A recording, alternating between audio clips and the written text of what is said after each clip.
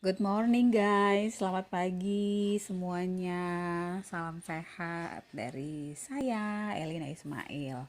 Oke guys, hari ini tenggorokannya agak nggak enak, terus juga agak batuk-batuk gitu dikit sih. Mudah-mudahan langsung hilang karena aku mengikuti resep yang sudah diberikan oleh Ustaz Jaidul Akbar.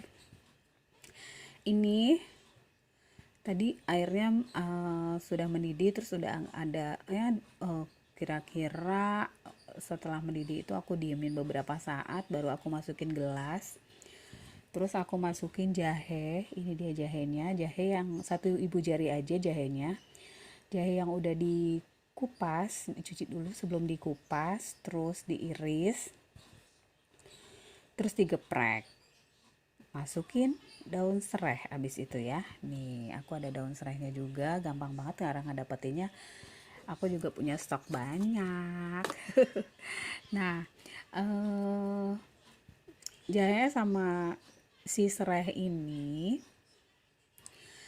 dan air ini kalau sudah agak hangat bisa dimasukin jeruk nipis. Nah, aku sediain jeruk nipis ini cuma 2 aja guys, 2 potong gitu, jadi setengah, terus aku bagi 2 lagi, nanti tinggal diperes ke dalam gelas ini. Terus aku kasih madu juga. Madu ini aku dapetin dari Bima. Kemarin aku beli 180.000 sih, ya lumayan lah ya.